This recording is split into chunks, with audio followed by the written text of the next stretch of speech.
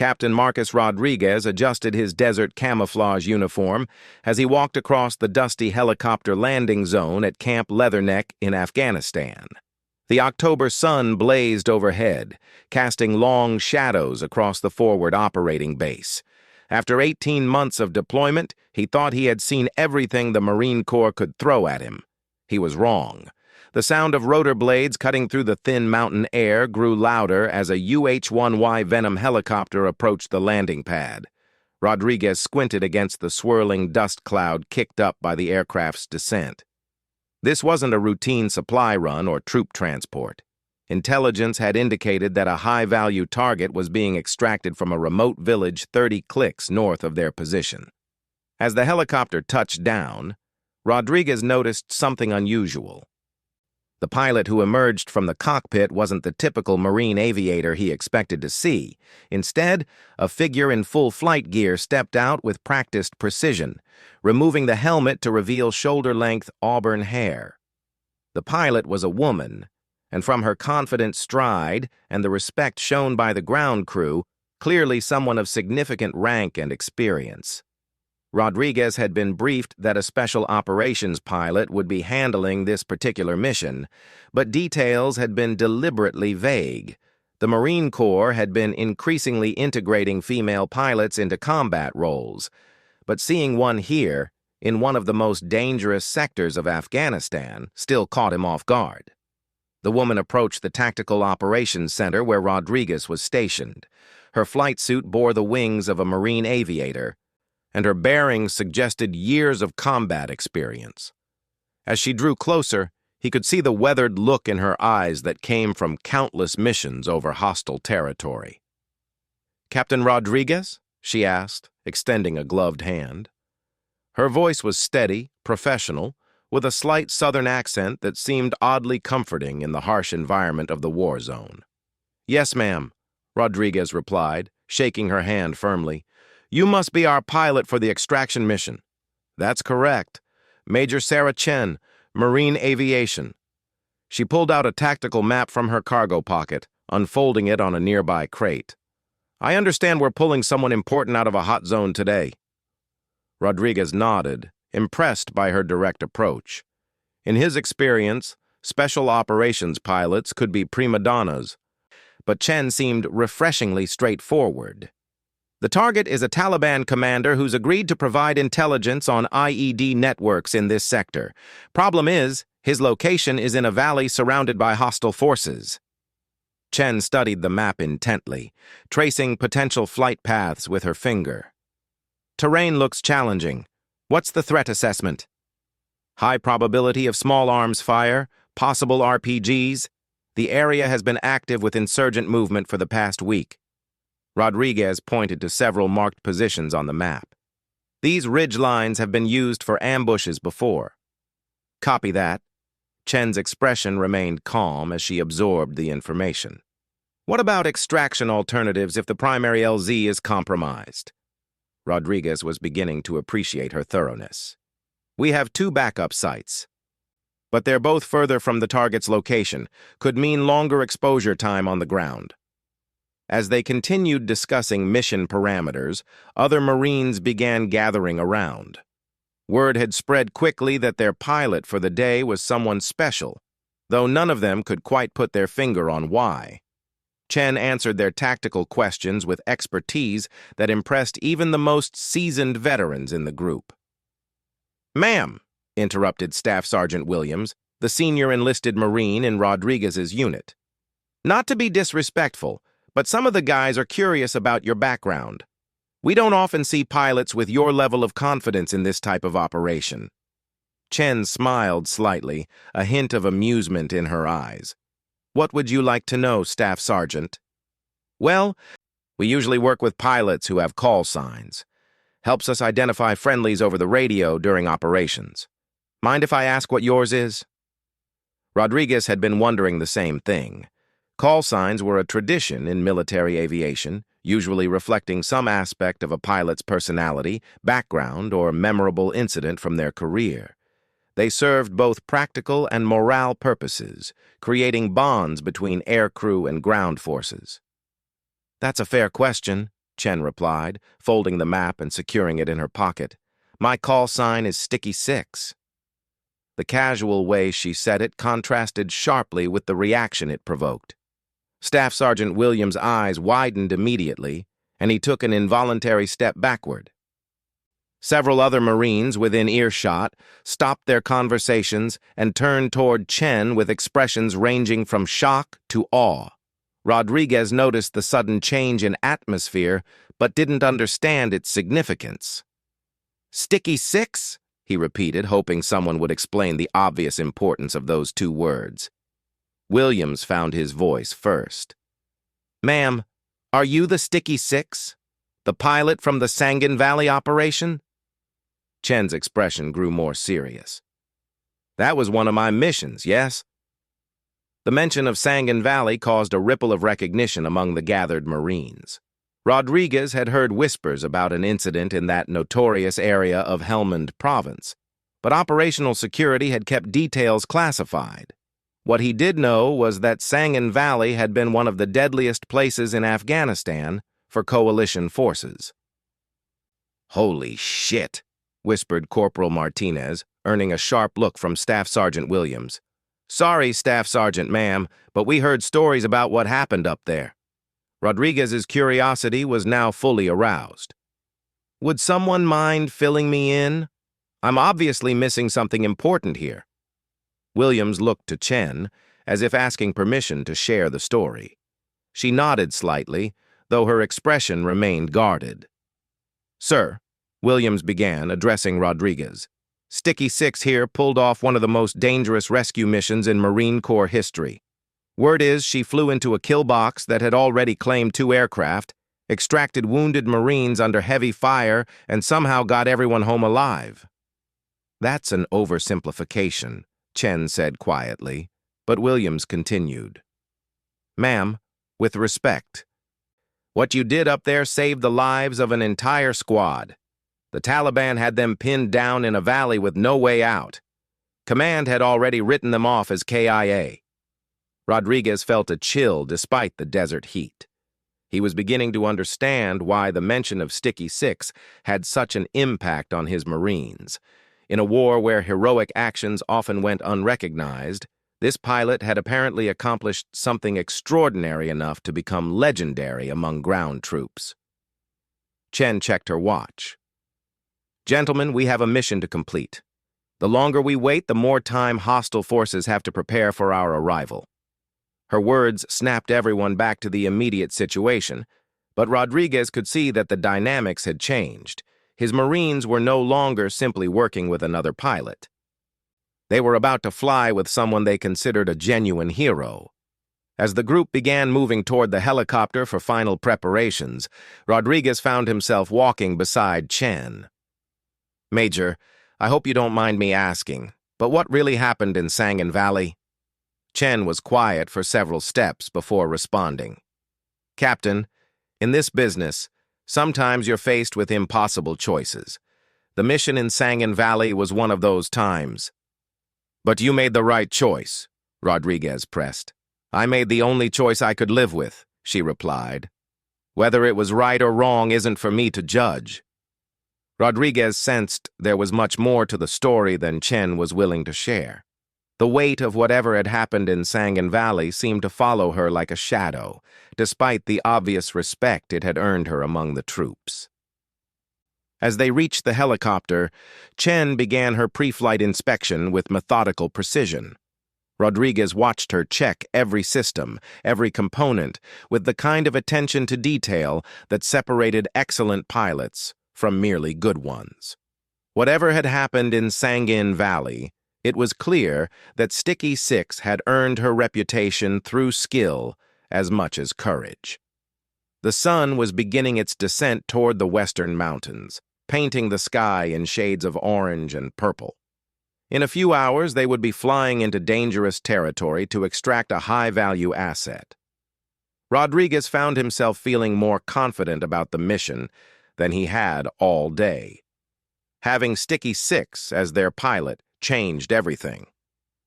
The mission briefing took place in the Tactical Operations Center as shadows lengthened across Camp Leatherneck. Major Chen sat at the head of a folding table, her flight helmet resting beside a detailed topographical map of the target area. Captain Rodriguez had assembled his best Marines for the operation: Staff Sergeant Williams, Corporal Martinez, and Lance Corporal Thompson, each bringing years of combat experience to the team. "Time hack is 1830 hours, Chen announced, consulting her military timepiece. "Sunset will provide natural concealment for our approach, but we'll be flying the extraction in near darkness." Rodriguez studied the satellite imagery spread across the table. The target location sat in a narrow valley surrounded by steep ridge lines that offered perfect positions for enemy ambush. "Major, I have to ask about your approach route. This terrain looks like a nightmare for rotary wing aircraft." Chen traced a finger along the map, indicating their planned flight path. "We'll use terrain masking to approach from the east, staying below ridgeline level until the final approach. The valley mouth offers about 30 seconds of exposure before we reach the landing zone." "30 seconds doesn't sound like much," observed Staff Sergeant Williams, "but in a hot zone, that's a lifetime." "Exactly why we need to execute this flawlessly," Chen replied. "Intel suggests the target will be waiting at coordinates November Golf 7748. He's supposed to display an infrared strobe visible only through night vision." Lance Corporal Thompson, the team's youngest member but an experienced machine gunner, raised his hand. "Ma'am, what happens if the LZ is compromised when we arrive?" Chen's expression grew serious. "Then we abort and return to base. No asset is worth risking the lives of this entire team." Rodriguez appreciated her directness, but something in her tone suggested she had personal experience with such difficult decisions. The story of Sangin Valley hung unspoken in the air between them. "Ma'am," Rodriguez ventured, "my Marines have been talking about your previous operations. Would you mind sharing some details about Sangin Valley? It might help us understand your operational philosophy." Chen was quiet for a long moment, her eyes focused on the map. When she finally looked up, Rodriguez could see a mixture of determination and something that might have been regret. "Sangin Valley happened 8 months ago," she began slowly. 3rd Battalion, 5th Marines had been conducting clearing operations in the area when they walked into a carefully planned ambush. Taliban forces had been watching them for days, waiting for the perfect opportunity.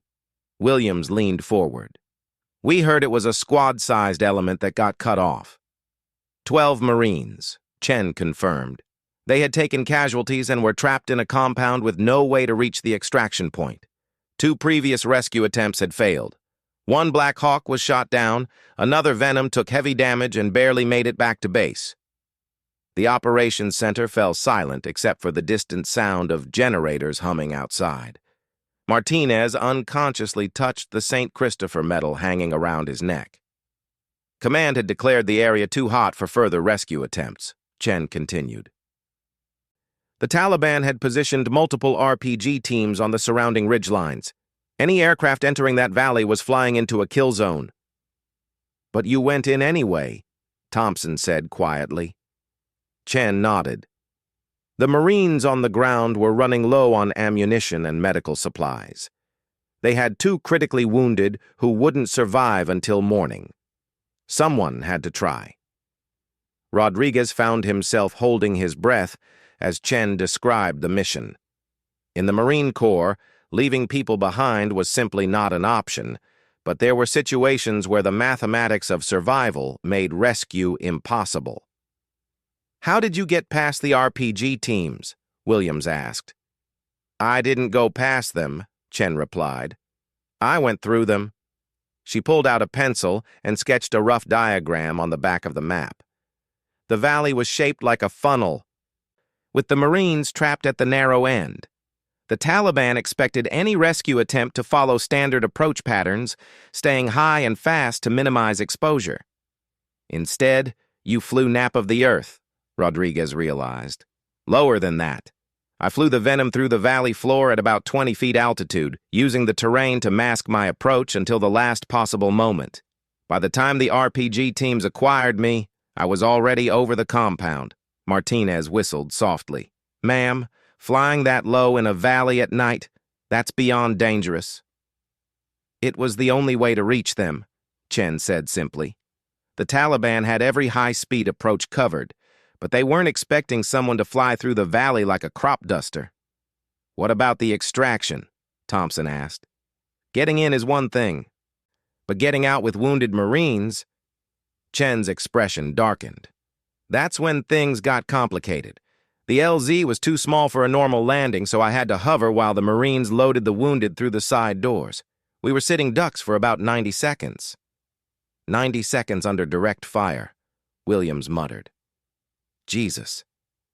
The Taliban threw everything they had at us, Chen continued. Small arms, RPGs, even some kind of recoilless rifle.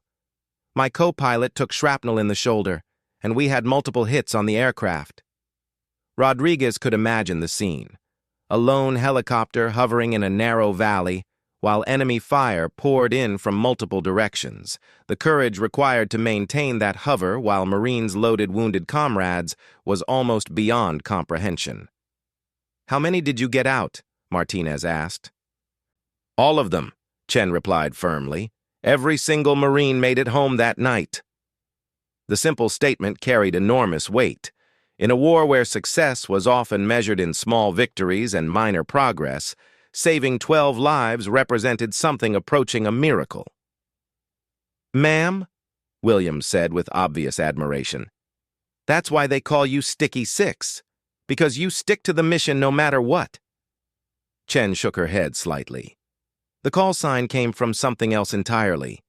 During flight training, my instructor said I had a tendency to stick with difficult approaches long after other pilots would abort. Sometimes that's good, sometimes it's dangerous. In Sanguine Valley, it was both, Rodriguez observed. Yes, Chen agreed. The line between heroism and stupidity is often thinner than people realize. As the briefing concluded and Marines began checking their equipment, Rodriguez found himself studying Chen more carefully. The reputation she had earned clearly weighed heavily on her shoulders. Other troops looked at her with obvious respect, but he sensed that the burden of living up to the Sticky Six legend was something she carried alone. Major, he said as the others filed out, my Marines trust you completely. That's not something they give easily. Chen gathered her maps and flight charts. Trust is earned every time you go up, Captain. What happened in Sanguine Valley was one mission. Tonight is another. Are you worried about living up to expectations? I'm worried about bringing everyone home safely, she replied. Everything else is just noise. Rodriguez nodded, understanding that for Sticky Six, each mission was a chance to prove herself all over again. The weight of her reputation was both an asset and a burden, inspiring confidence in her Marines while creating pressure that few could understand. As they walked toward the flight line for final preparations, Rodriguez realized that tonight's mission would either reinforce the legend of Sticky Six or potentially end it. In the unforgiving landscape of Afghanistan, there was rarely middle ground between success and catastrophe. The sun disappeared behind the western mountains as Chen began her final aircraft inspection. Whatever challenges lay ahead in the darkness, Rodriguez knew his team would be flying with one of the most skilled and determined pilots in the Marine Corps. Whether that would be enough remained to be seen. The UH-1Y Venom lifted off from Camp Leatherneck at exactly 1900 hours, its twin engines cutting through the thin mountain air as Major Chen guided the aircraft into the gathering darkness. Captain Rodriguez sat in the crew chief's position, watching the Afghan landscape pass below through night vision goggles that painted everything in eerie green light. 2 minutes to IP, Chen's voice crackled through the intercom, referring to the initial point where they would begin their final approach to the target area. Everyone stay sharp. The intelligence asset they were extracting had been providing information about Taliban supply routes for 3 months, but his cover had been blown 2 days earlier. Now he was hiding in a remote village, waiting for extraction before enemy forces could locate him. The window for safe retrieval was closing rapidly. Rodriguez checked his weapon for the third time, ensuring a round was chambered and the safety was engaged. Around him, his Marines performed similar rituals, each man dealing with pre-mission tension in his own way. Staff Sergeant Williams methodically checked his radio equipment, while Corporal Martinez whispered what might have been prayers or profanity under his breath. "IP inbound," Chen announced, "starting our descent." Through the aircraft's windows, Rodriguez could see the target valley emerging from the darkness ahead.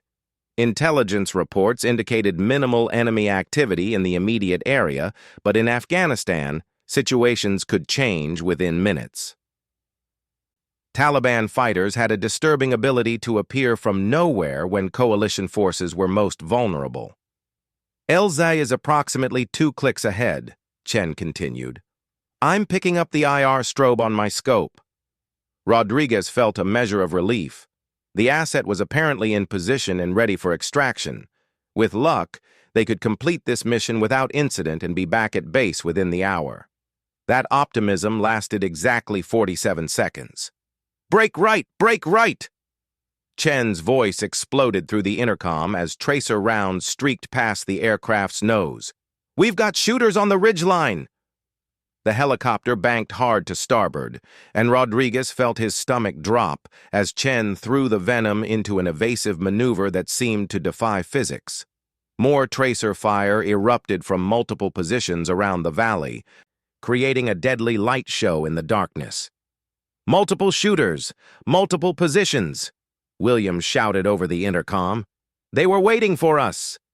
Chen's voice remained calm despite the chaos. "Roger that. I'm going to try a different approach vector."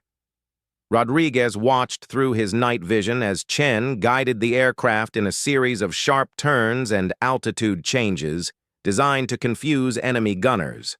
Muzzle flashes continued to wink from the surrounding ridgelines, suggesting a well-coordinated ambush.